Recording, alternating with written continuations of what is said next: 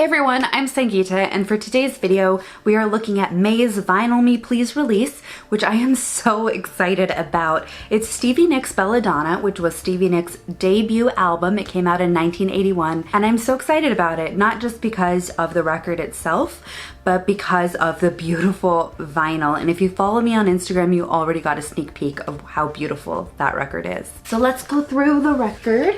I actually, one criticism I do have of Vinyl Me Please now compared to what Vinyl Me Please was like when I initially subscribed 5 years ago, wow, 5 years ago, is the quality of the outer sleeve I feel has lessened.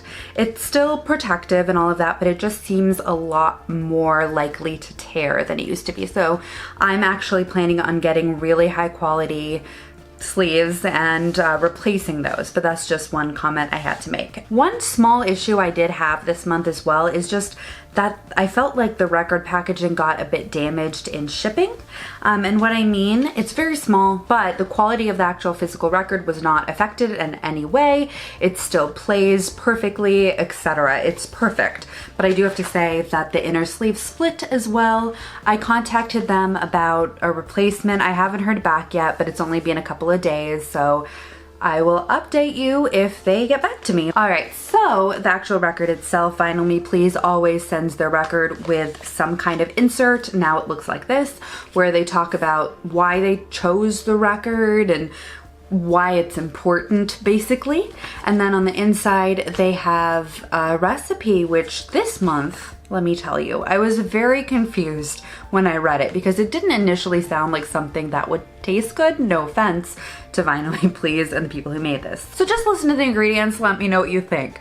2 ounces of La Luna Mezcal, 0.75 ounces of Bernard Apricot Liquor, 0.75 ounces of pink grapefruit juice, 0.5 ounces of lime juice, 0.25 ounces of simple syrup, and 0.25 ounces of Mr. Black coffee liquor. And I couldn't find Mr. Black at my liquor store, so I just got Kahlua, which is not the same thing. It has rum in it, so it's a little bit off. So if it's terrible, maybe it's my fault for not getting the right ingredients. And then 1 dash of Angostura bitters. I know how to say words. You just combine it. I used a blender bottle because I don't have a cocktail shaker, so like why not, right? And you strain over fresh ice cube in a highball glass. You garnish with grapefruit zest and a large bundle of mint, which I plucked from the plant that we have on our porch.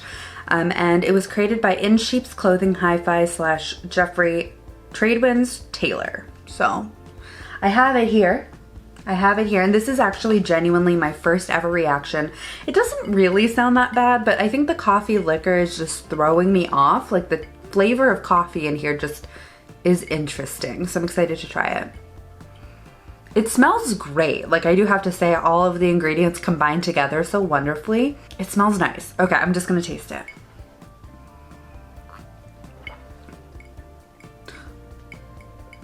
Okay, so obviously it tastes good. Every Vinyl Me Please cocktail is pretty easy to like. It's nothing too polarizing, I guess, because they are designing a cocktail that, you know, it has to go with the album, but also people have to like it. So it is good. I like it. It's very strong. It definitely, the Angostura bitters definitely add something to it. It's like an herbal bitter, if that makes sense. Ooh, I can taste a little bit of the smokiness of the mezcal. That is so interesting. You just have to try it and make it yourself. It's really good. The smokiness is there. I'm not really tasting much of the coffee, which is totally fine by me, but it does complement the other flavors really well. So cheers. Next up, of course, I always include an exclusive art print. They're always very high quality, like cardstock. I've seen a lot of people frame these like in record frames. They use them for these because they're obviously the same dimensions as the record. And I thought of maybe going through some of them and framing some of my favorites because I just think that's really cool art. And I'm never gonna frame my records ever, so this is pretty cool, I think.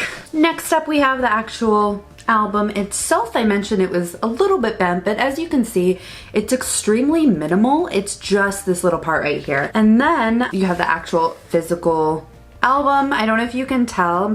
It's very glossy. I'm sure you can tell that. But this is silver metallic, so it's reflective. And then on the back here, there's also some silver metallic accents. So I really like it. I feel like this is an iconic album cover, and I'm really excited to have a cool version to add to my collection. And why I say particularly cool version, it's not just a record. It's a Vinyl Me Please exclusive with beautiful, they describe it as blue and black galaxy, but I think it looks like a smoky, ethereal record, and it's beautiful. Let's see if it shows up here, because it took me a long time to get a picture of it, so if not, I'll post the picture I took earlier. Okay, you really can't see. I can see it beautifully because I'm holding it up against the light. Maybe I'll try to show it later. Oh my gosh. Oh my gosh, you guys. It's amazing.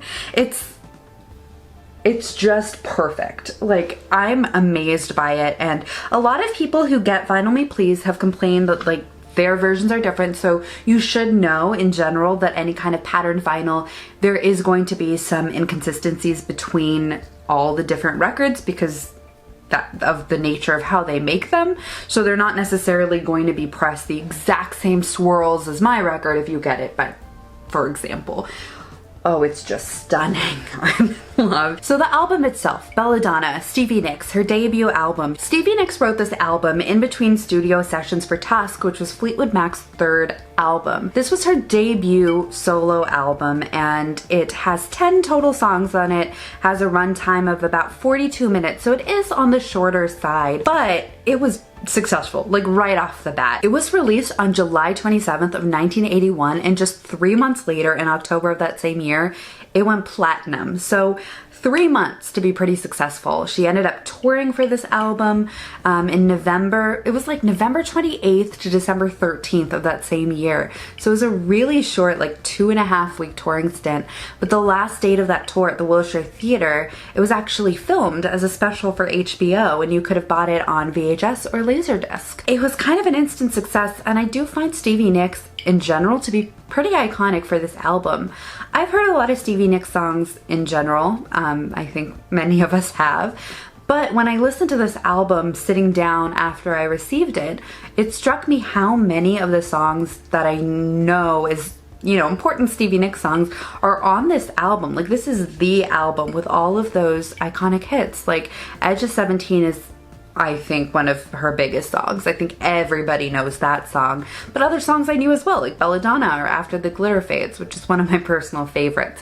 These are all on this record. And this album actually spent 3 years on the Billboard Top 200. So not only was it an instant pop of success, but it had that longevity. People related to this music, people loved it. It's the perfect album to just put on the record player while you kind of lie on the floor and drink a very cold drink. So it's perfect for this part of the year. It's a great album. It's one that I'm very excited to just have in my record collection. Oh, the smokiness of this drink keeps catching me off guard.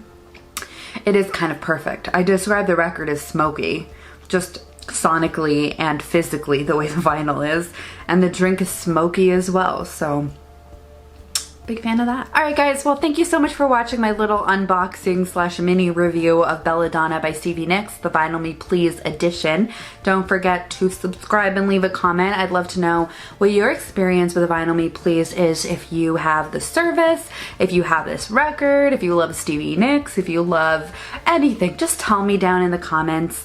I love to talk about music and vinyl, and every Friday at 5:30 p.m. Eastern Standard Time, I actually go live on this channel on YouTube here and just chat about music. This particular Friday, we're going to be talking about Billie Eilish's music, but it's different every week. We just chat about music we like. Feel free to join the chat when you do. I love to hear from all of you. So thank you so much for watching. I will talk to you down in the comments, and I will see you either on Friday for the live stream or next week for a new video. Have a great week.